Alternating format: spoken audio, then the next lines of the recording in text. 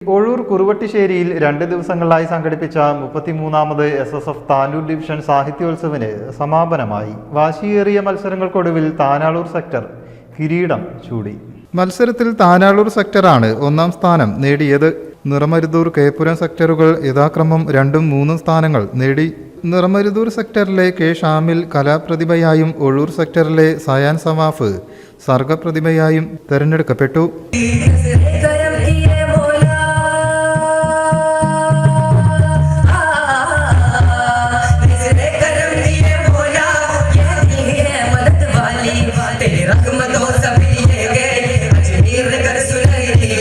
സമാപന സമ്മേളനം SYS സംസ്ഥാന പ്രവർത്തക സമിതി അംഗം സയ്യിദ് ജലാലുദ്ദീൻ ജീലാനി വൈലത്തൂർ ഉദ്ഘാടനം ചെയ്തു. ഇന്നത്തെ പ്രശ്നം വിവരം ഇല്ലായ്മയല്ല, മറിച്ച് ഇന്ന് വിവരത്തിൻ്റെ അതിപ്രസരം. പക്ഷേ വിവരത്തിനെ അറിവാക്കി മാറ്റാനും അറിവിനെ വിവേകമാക്കി മാറ്റാനുമുള്ള നമ്മുടെ കഴിവ് കഴിഞ്ഞ കാലങ്ങളെക്കാൾ അത് വളരെ കുറഞ്ഞു വരികയാണ്. വിവരങ്ങൾ നമുക്ക് ധാരാളം ലഭിക്കുന്നുണ്ട്. അത് ഇൻ്റർനെറ്റിൽ നിന്നായാലും സോഷ്യൽ മീഡിയകളിൽ നിന്നായാലും ധാരാളം വിവരങ്ങൾ നമുക്ക് ലഭിച്ചുകൊണ്ടേയിരിക്കുന്നുണ്ട്. ഈ ലഭിക്കുന്ന വിവരങ്ങളുടെ സത്യാവസ്ഥ, നിജസ്ഥിതി മനസ്സിലാക്കാൻ കഴിയാത്ത ഒരവസ്ഥ ഇന്ന് കൂടി വരികയാണ്. നാം ഇൻ്റർനെറ്റിൽ നിന്ന് ഒരു തേനീച്ചയെക്കുറിച്ച്, അതിൻ്റെ ശരീരഘടനയെക്കുറിച്ച് 10 പേജ് മനസ്സിലാക്കുമ്പോൾ നമുക്കൊരു വിവരം ലഭിക്കുന്നുണ്ട്. ഈ തേനീച്ച പ്രകൃതിയുടെ സന്തുലിതാവസ്ഥ നിലനിർത്താൻ എന്തൊക്കെ ചെയ്യുന്നുണ്ട്, എന്തെല്ലാം പ്രവർത്തിക്കുന്നുണ്ട്, എങ്ങനെയൊക്കെ അത് പ്രവർത്തിക്കുന്നു എന്ന് മനസ്സിലാക്കൽ അറിവാണ്.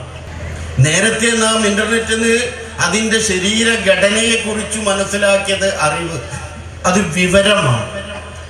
ആ വിവരം വെച്ച് തേനീച്ച ഈ പ്രകൃതിയുടെ സന്തുലിതാവസ്ഥയ്ക്ക് വേണ്ടി പ്രവർത്തിക്കുന്നത് മനസ്സിലാക്കുന്നത് അറിവാണ്. ആ സന്തുലിതാവസ്ഥ നിലനിർത്താൻ നാം പ്രവർത്തിക്കുക, അതിനനുഗുണമായി നമ്മുടെ പ്രവർത്തനങ്ങൾ വരിക, അത് വിവേകമാണ്. ആ വിവേകം കലാലയങ്ങളിൽ നിന്നും നമ്മുടെ ഹൃദയങ്ങളിൽ നിന്നും നഷ്ടപ്പെട്ടുകൊണ്ടിരിക്കണം. ഓരോരുത്തരിൽ നിന്നും അത് നഷ്ടപ്പെട്ടുകൊണ്ടിരിക്കും. സയ്യിദ് അബ്ദുൽ ഖാദർ ഹൈദ്രൂസ് മുത്തുക്കോയ തങ്ങൾ എളങ്കൂർ പ്രാരംഭ പ്രാർത്ഥന നിർവഹിച്ചു. തമീം സഖാഫി താനാളൂർ അധ്യക്ഷനായി. SSF സംസ്ഥാന സെക്രട്ടറി ബാസിം നൂറാനി അനുമോദന പ്രഭാഷണം നടത്തി.